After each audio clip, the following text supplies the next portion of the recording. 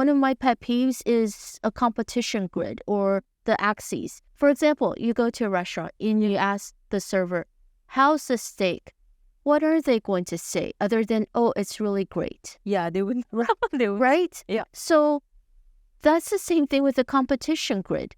I also think about this. As a startup, you are spending so much time in preparing for your first client call or your first sale, right? Yes. And maybe that sale is $20,000. Right. But you're only spending a fraction of that time preparing for a pitch where you're asking for $5 million. Why is that? Conservatively, 85% of the pitches I see, they run out of time, right? And when you think about, okay, they ran out of time, what did they rush through? Their ask. That's the biggest, right? Right. Yeah. So I think, oh my gosh, you just rushed to the most important part of why you're here.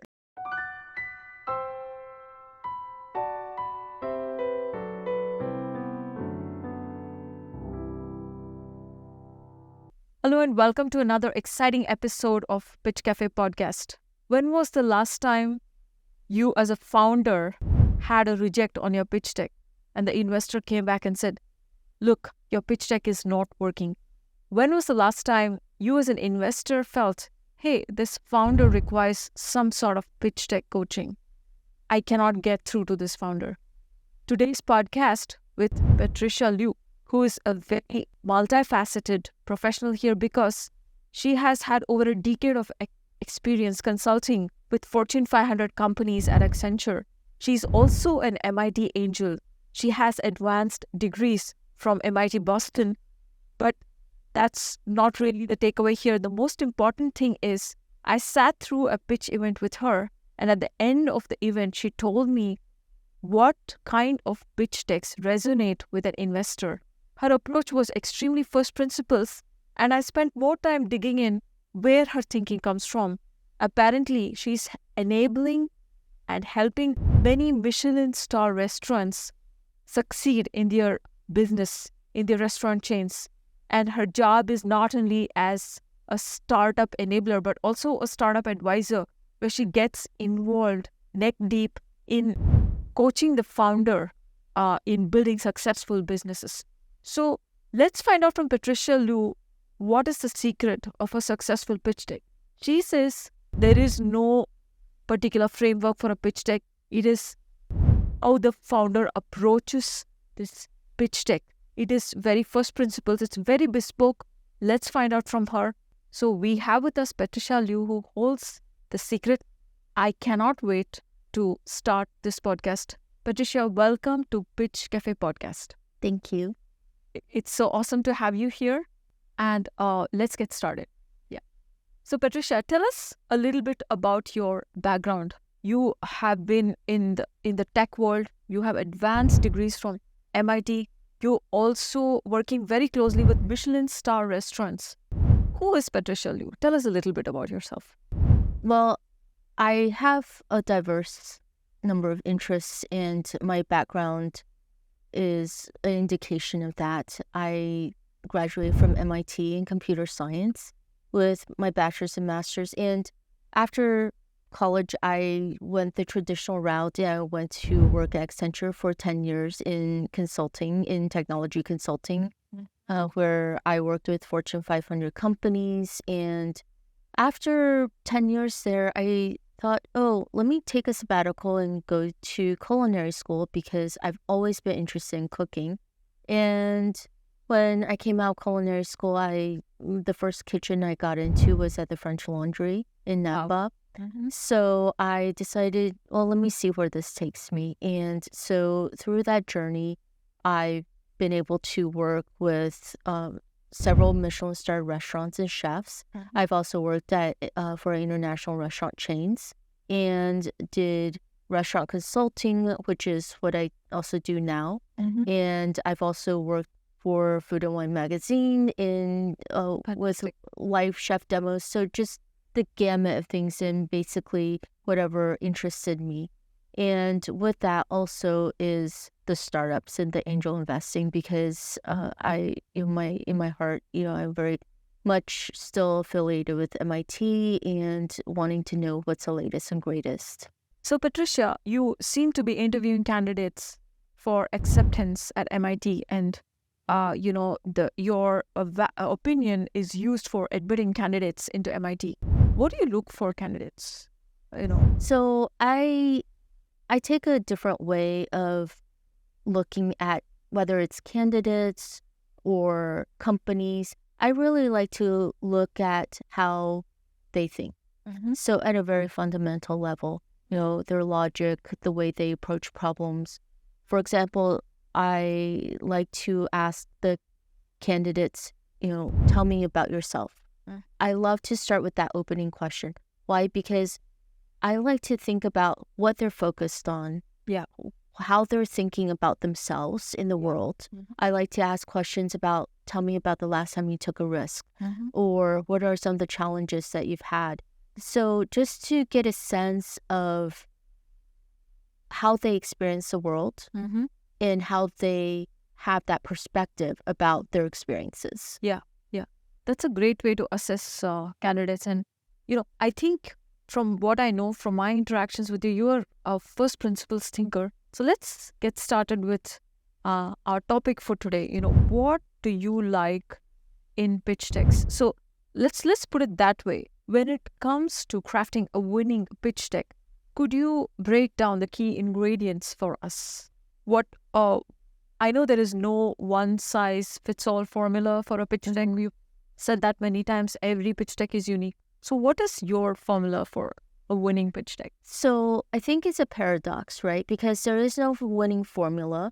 At the same time, there are key information that you need to convey, right? Exactly. So at a very, very minimum, in a nutshell, what do I want to know as an investor when I'm looking at pitch decks? Let me back up a little bit and talk about my process, because I'm also on the MIT Angels selection committee.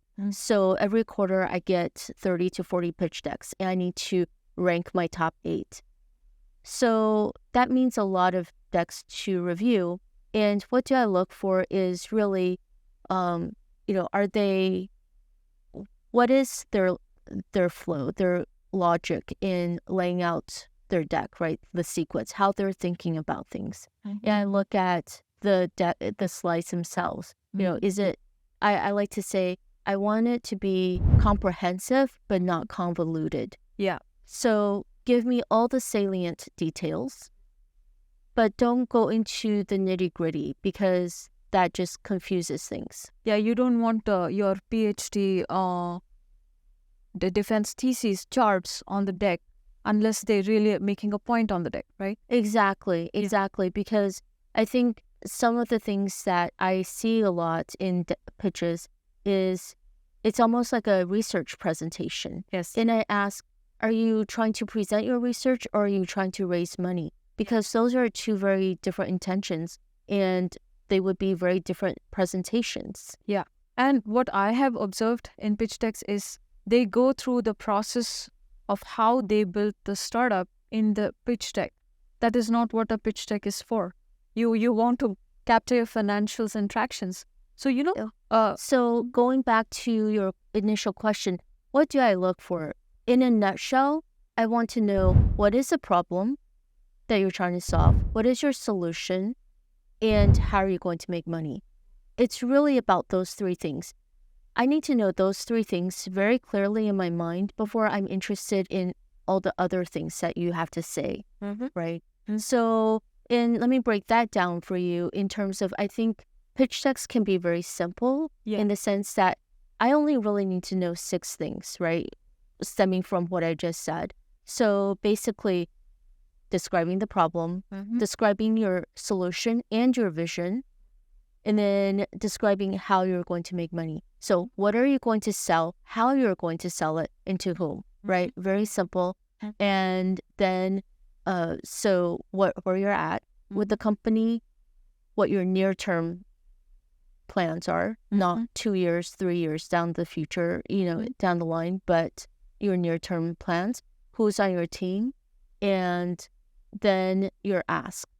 It's really about these 6 things. Everything else is nice to have, and I would say you include them judiciously or include them in the appendix, because nowadays I think people's attention spans are so low that if you can just present these 6 areas very concisely, then you have the chance of getting to the next step. Right. So you have so let's say I want to present a problem. How deep can I go in presenting the problem? What exactly is the depth to which someone can present the problem? Right. So in thinking about this, I think I always say know your audience. Know the premise of your pitch, who's going to be in the audience, right? Sometimes people say, oh, have it so simple that a 5th grader can understand it. Yeah. But I say, why would a 5th grader be investing in your company? Yeah. Right? Yeah. To me, I think the audience, I like to say it's an intelligent but ignorant audience. And what I mean by that is they're intelligent because they're savvy, they're smart, they have logic, they can figure things out. But they're also ignorant because they don't know your industry and your field necessarily, right? So that's why I say, start off slow, use simple terms, and don't use acronyms. And because the minute you start getting into so much detail or going so fast, you've lost your audience and there's no way to get them back on track. Yeah. So when you ask how simple, I say as simple as you can to capture their interest. Right? And then review it. And I'm always a big proponent of practicing, right? So have a version of your deck, practice. Use any chance to practice on your friends, family, whatever, but also go to, say, MIT Angels meetings and pitch, just use any opportunity you can to practice and see what kind of feedback you're getting. Right. So on that note, you keep telling me about attention to details. Also, there's this whole concept of focus, because every slide can have 1 or 2 elements people focus on. So what do you mean by attention to detail when you can have just 1 or 2 elements on the deck? Or I'm yet to get to that point. I have not asked you. What do you think are the ideal number of elements on a deck? And what do you mean by attention to detail here? I know you mentioned that you want them to think through the logic of the content progression, but what did you mean by attention to detail? Right. So attention to detail, this is an interesting concept because now more and more, I think attention to detail is crucial. I'll ask my friends, name one profession that attention to detail is not important. And you can't name it. Yeah. Because if you're an artist, if you're a software programmer, everything requires attention to detail if you want to do well, right? Right. But it's more than, yes, the typos and the spelling mistakes. It's more than that because it's about the spacing. It's about how you position things. For example, recently I assessed a deck and they had the grid, right, of competitors with the axes. And they put their own company on the bottom left as the best, least expensive, the less, few response time, low response time, which is good. But then you look, just visually, you see, oh, it's on the bottom left. That means it's not good. Right. Okay. So it's things like that. And it's about wording, about the way you say things. It's about the imagery. And I think people often say, oh, poetry is very hard to write, or short stories are harder to write than novels. Why? Because you're trying to distill something from a novel into fewer words, right? And that's what you kind of want to do with your decks. Yeah, so hold that thought there. What do you mean by distilling lots of content into few words? What is your take on that? Let's go first principles. What do you mean by that? So what I mean by that is usually my process for creating deck, right, is oftentimes it will be a lot of words. It'll be wordy. It has a lot of ideas, a lot of things on it. And I know, okay, there's too much because no one can retain that information. Because say I want to present 10 ideas on a slide, right? Yeah. But I know no one can retain it. No one can follow it. So what does that mean? It's wasted. Yeah. Even though Right? they're great ideas, they're Right. wasted. Exactly. Yeah. So then I think, okay, what are things that I can whittle down so that I have influence, right? Because I worked for a chef that I had to text. And texting, you want to have short texts to elicit a answer. So I used to spend a lot of time thinking, okay, what question can I ask that will answer many questions? For Yeah. example, what time do you want to go to destination X, right? And by asking that question, I know, okay, does he want to go? Yeah. And what time, right? Yeah. So it's applying that principle to how I approach slides, right? Yeah. Yeah. How can I say one thing and have the audience then infer all the other things that I need them to infer without having to put it on the slide? Fantastic. Yeah, I never thought about it like that. So there are these frameworks, jobs to be done frameworks, or how might we do something framework? How might I achieve this in this amount of time with this kind of resource? So are there any frameworks like this which particularly caught your mind? But I know we are not at all talking about frameworks, but if you can give some examples, like this was a great example. I really like this example just by stating, this question, what time can you get there in this location? We get a lot of answers. So similarly, are there any thumb rules or frameworks you work with?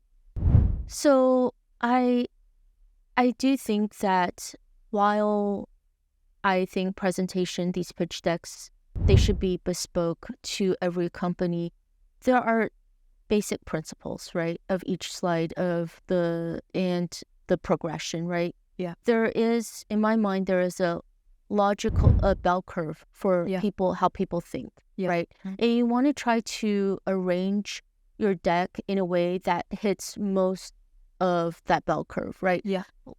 If you say this, then most 95% of people will wonder about this next, right? It's about that anticipation, right? So that across the entire deck, that sequence, right? Yeah. It's about making sure it's a logical flow.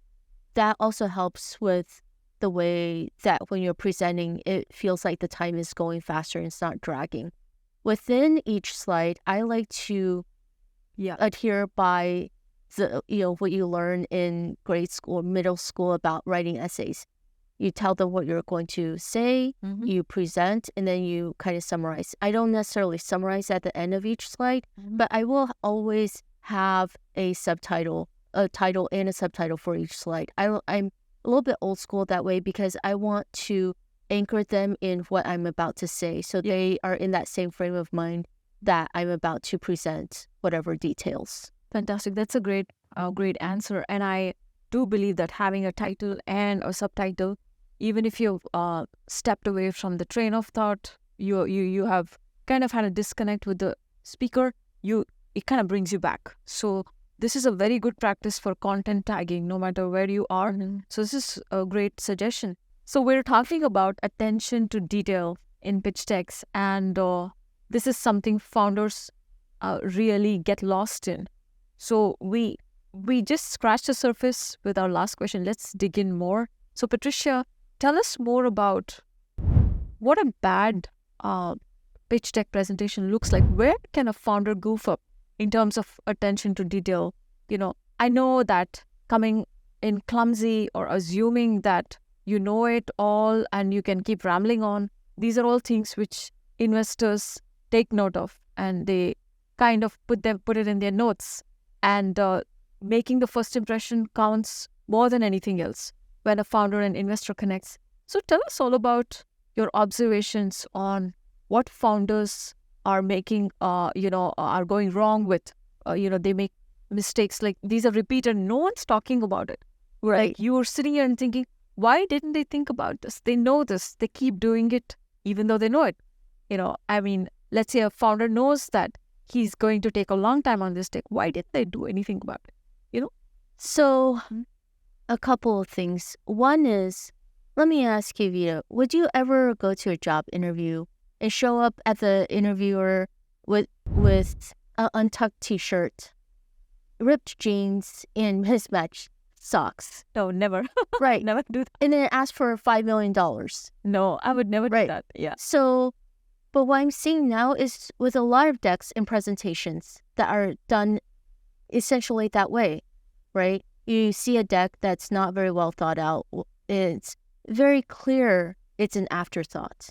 And in my mind, I'm just so confused because I think, why are you treating your deck and your pitch like an afterthought? Yeah, when it's the most important digital asset you can have. When your funding is not an afterthought, Right. right? That deck is your first impression. Yes. Why it needs to be standalone, it needs to be polished, right? Just like if you showed up at the job interview and you are the smartest and most qualified candidate, but you showed up in that outfit that I just described, right? People are going to have additional thoughts about you, right? So why would you present a deck that is not the best version of your company? Yeah. So what I feel, Patricia, is when founders start becoming successful, they think the work they do speaks for themselves. They don't need to put that on the deck, or they don't need to work so much on the deck.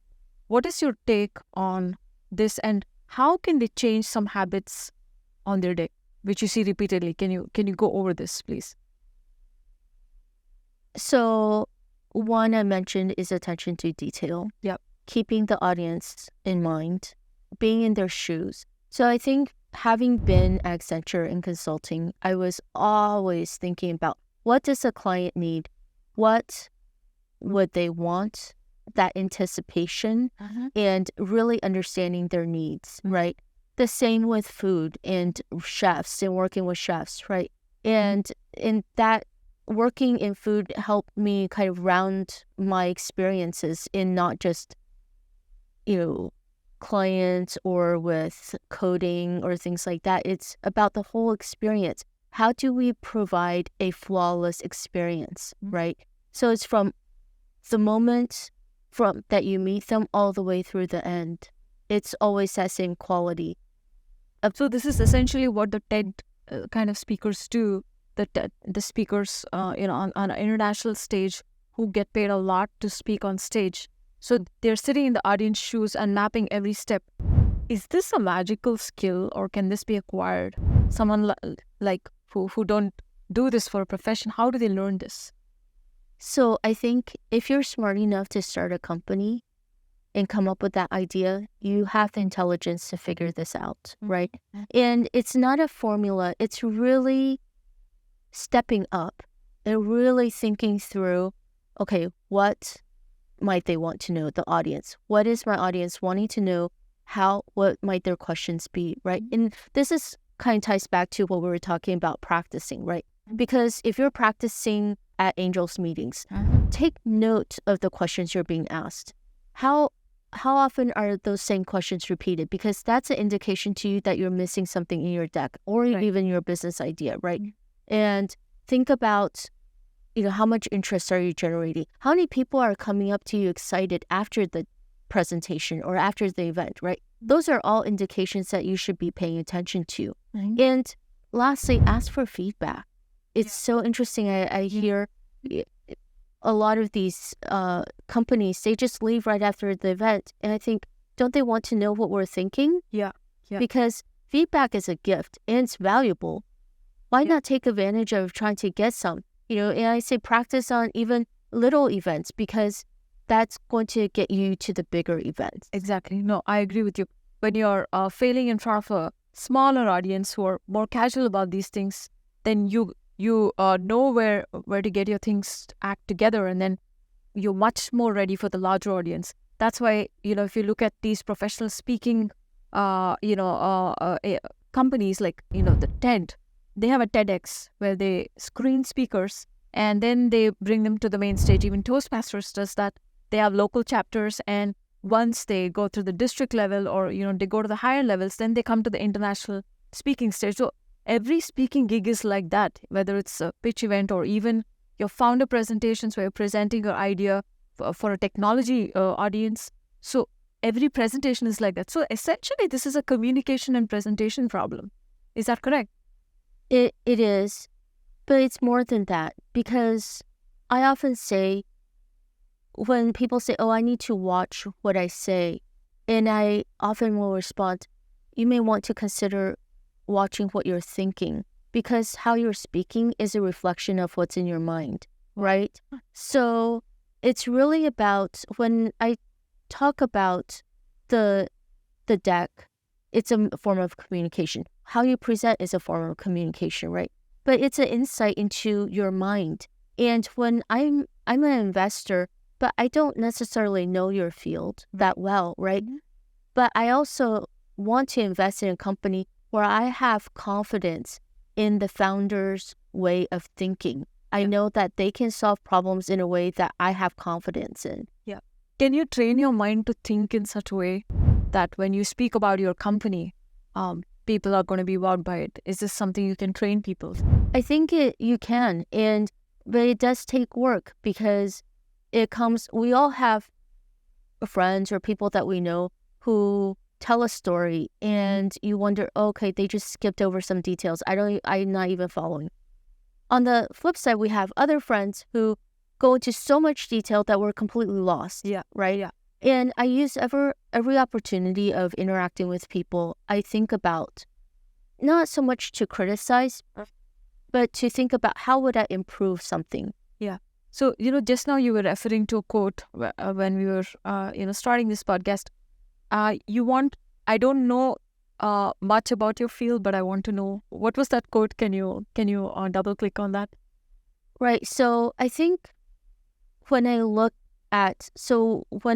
mentioned that I reviewed the decks without the benefit of a presentation, I'm really trying to understand, how is the company, how are the founders thinking, right? That's really how I approach so many things, whether I'm working with a company, whether I'm investing in a company, whether I'm interviewing candidates for a job or for MIT, right? So I want to understand how you think, because then I understand whether you have the capacity to solve whatever problem comes up, because you as a company have the PhD in your field. Right. I do not. Right. So I have to have enough confidence in knowing that you are thinking in a similar way, that I understand, that I know whatever problem that comes up or whatever areas of development you're considering will be in line with what I would agree with. When I look at a company to invest in or work with, right, I know I won't be the expert, more of an expert than that company in their field. Mm-hmm. But what am I looking for? All the other data points. Yeah. Your deck, your presentation, how you speak, how you present something, how you present your argument, your logic, and all of these external factors help me determine whether I want to invest in you as a company. Gotcha. Understood. So these are all your markers for success. These are your indicators, like in a litmus test. These are colors you look for, red or blue, and then you want to know if it's ready, the ingredient is ready. Because I have a way of looking at things. I can tell you whether a restaurant is good or not just by looking at the way that their menu is laid out. And it's not about... Do you also do that for the founder's website other than the pitch deck? Absolutely. You do the website too? So here, founder, if you're listening. I mean, it really is every aspect, because if you look at decks, you can Google the top, pitch decks. What was Uber's pitch deck? Right. You look at all the ones that were professionally done. Yeah. And that really went through the vetting process. And then you compare it to your own pitch deck or a beginner's pitch deck. Yeah. And hopefully you can see the difference. It's about the layout. Mm-hmm. It's about the graphics. It's about the font. It's about the spacing. It's about even whether things are centered. But it's also the sequence, the logic, the content. It's all of that. And you look at it, and there's fields of study where they look at, certain colors are more pleasing, or certain layouts are more pleasing. But our brains know, and sometimes a part of this, what I'm talking about, it's not just, a step-by-step formula. It's also things that you kind of know, right? You play around with layouts. There is a creative process to this, right? Mm-hmm. And I just do not understand why startups, which really specialize in innovation and rethinking things and being creative in their own way, why the pitch decks are so boring and follow this pattern. And one of my pet peeves is a competition grid or the axes. And I think all of them, for example, you go to a restaurant and you ask the server, how's the steak? What are they going to say other than, it's really great? Yeah, they would.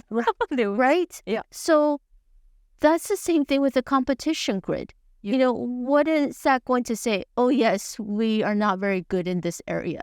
No. So be intentional about every word, every layout, every sequence, because that's how you build it from bottom up.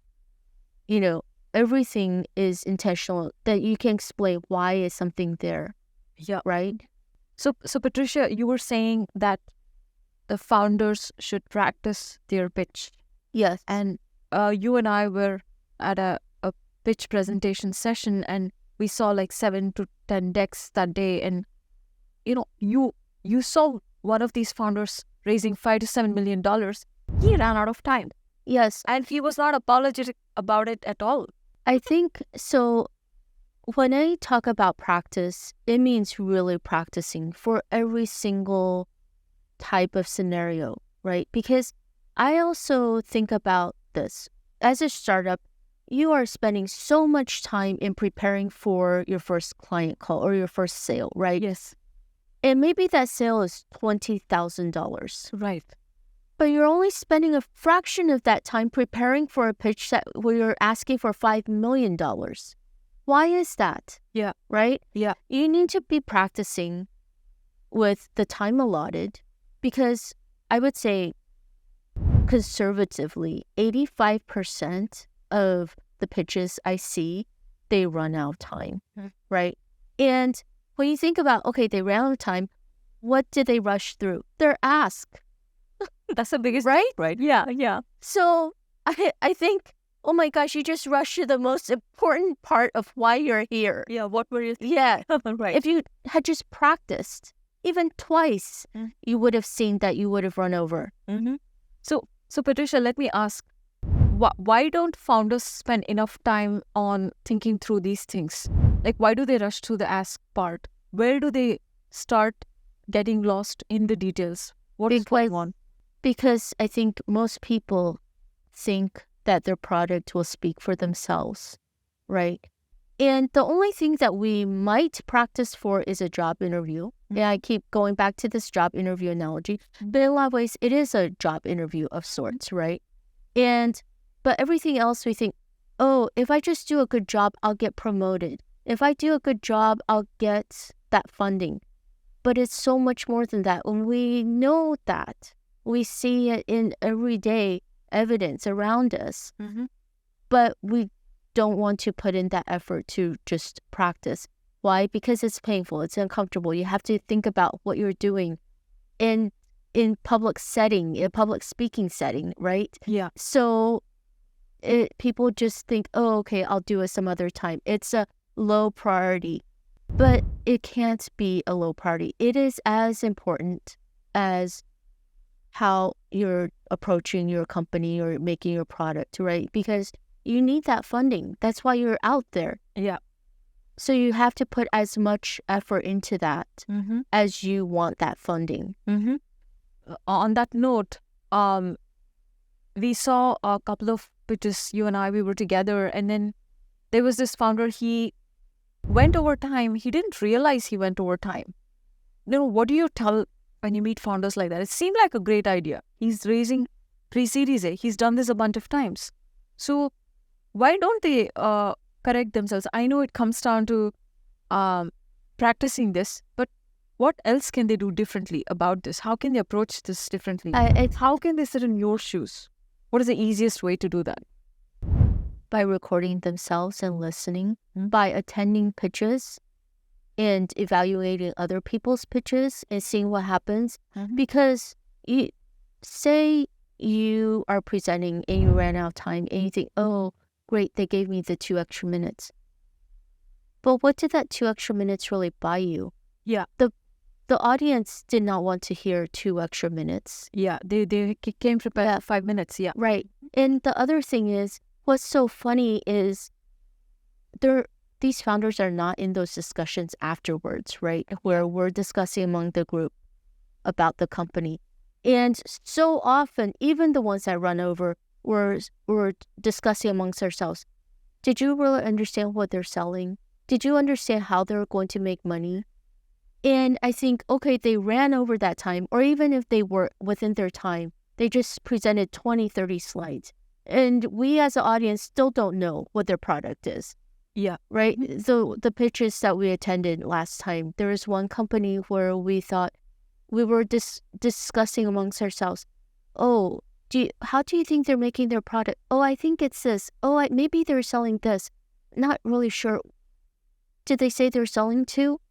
And I think, oh my gosh, this person just sped through their presentation, gave us so much information, but at the end of the day, those basic questions, we still don't have the answers clear in the investor's mind. This is a great insight.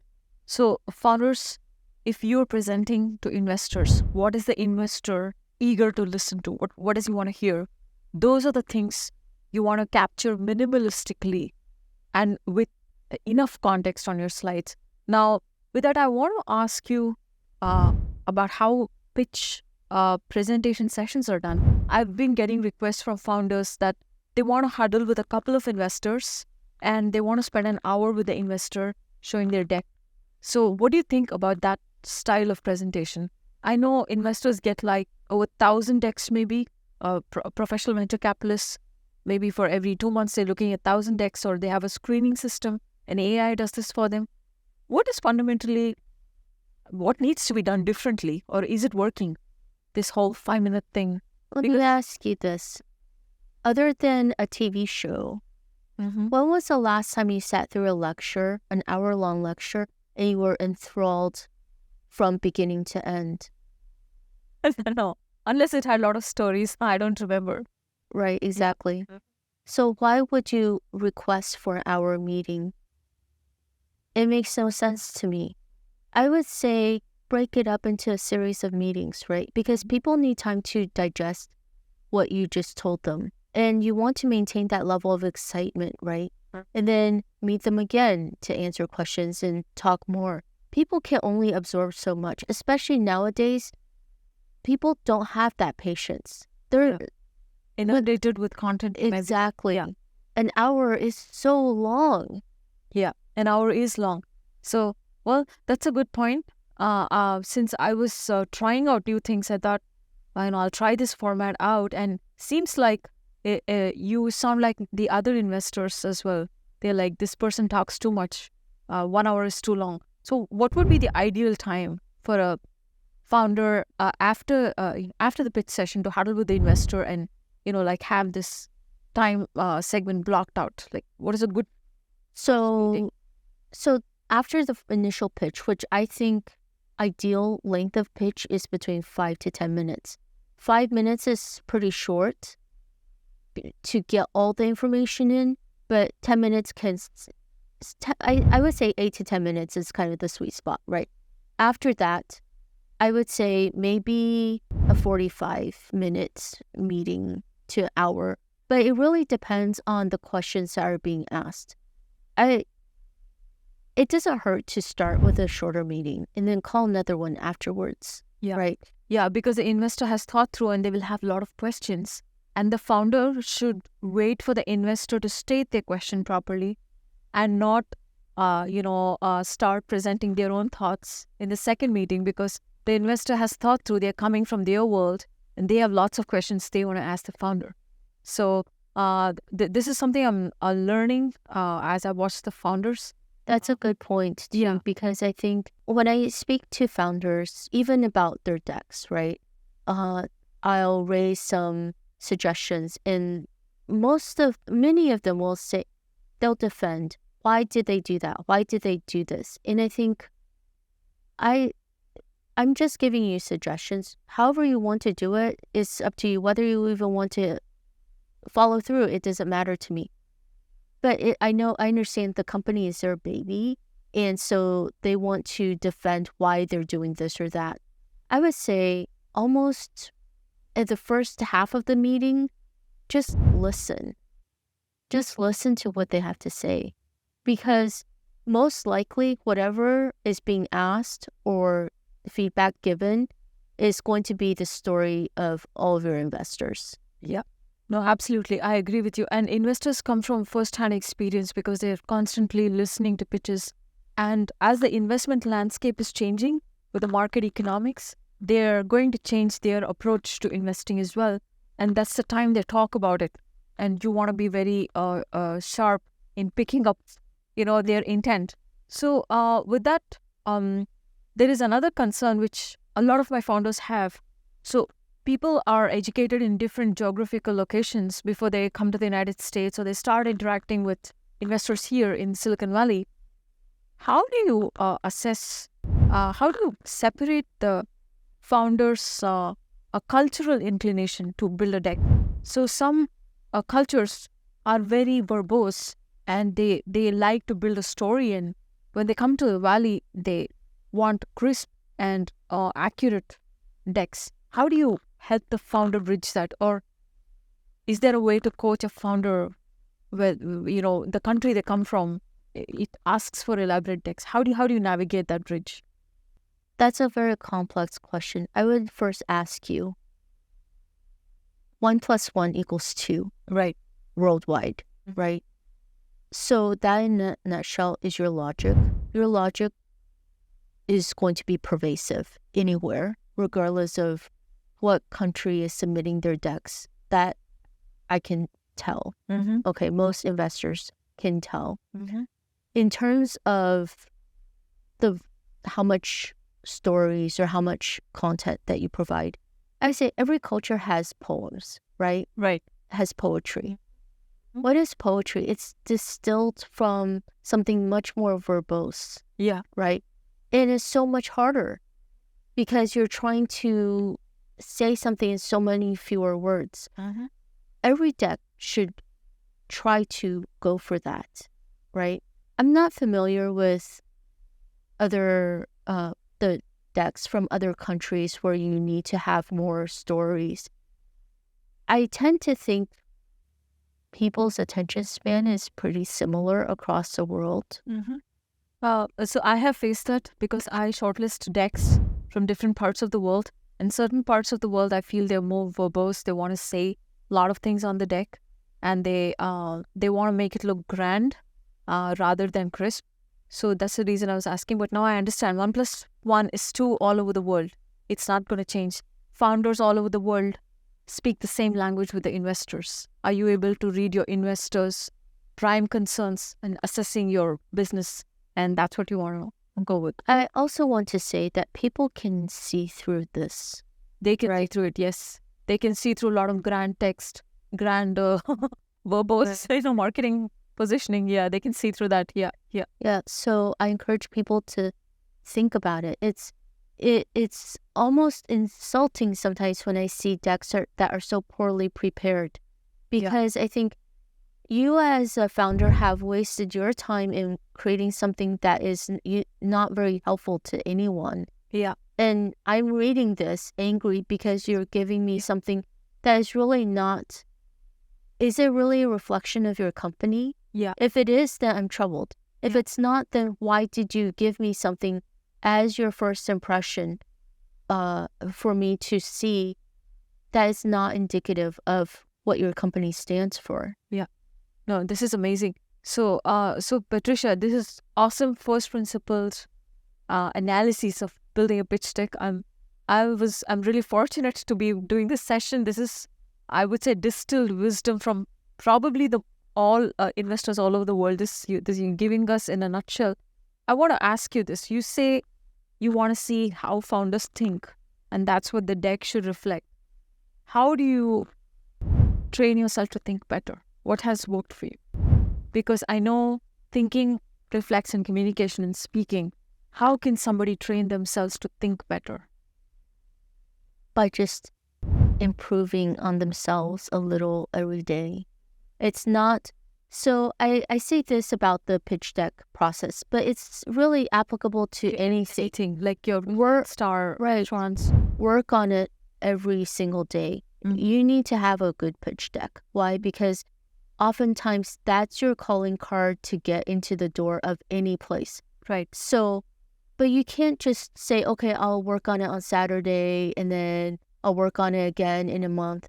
You have to work on it every day, even for 5 minutes, because that keeps you thinking about it all the time. Yeah. Like for me, I will also tell everyone that it's not an easy process. I've created a lot of decks. I've reviewed a lot of decks.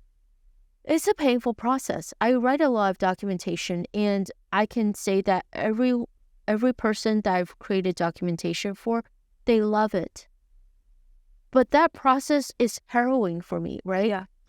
It's not easy. Where to begin? Most writers have this problem, the writer's block. Right. And when people are writing college essays, it's terrifying. How do they start? For college applications, this is just where to begin is the hardest question. How do I start? How do I pen down the first sentence, right? By almost blindly just doing it. For example, I like to concentrate on my work, but sometimes in the beginning when it's so hard, I have to turn on a news podcast or music or something. So it bypasses my constantly thinking and critiquing brain and just write something, because it's so much easier to edit something than to create something. Right. So let's just get it on paper, type it out, just all your ideas. That's why, and then you can start massaging, moving things around, rephrasing, all of that. It's an iterative process. It doesn't have to be perfect the first time you write it. Yeah. Then we all know that inherently, but when we sit down to do it, we often forget. Yeah. So this is a great nugget of wisdom. On that note, when you have to start something, just start off, blank your mind, do something that makes you feel empowered and joyful, and get started on the process. There's always a way you can adopt to refine your work, to improvise your work, and most importantly, improvise on yourself every day. This is the most amazing takeaway. If you have a deck, work on it every day. Look at it every day. Get feedback as much as you can from as many people as you can. So on that note, thank you, Patricia, for this extremely enlightening podcast. I know the value of a pitch deck. I know the value of a founder's time with the investor at a pitch event. This podcast has really added a lot of value to both the founders and investors' time together. Let's prepare from our end. Let's put our best effort. And thank you so much. And let's have you back again for more such amazing podcasts. Thank you so much, Vida. Thank you.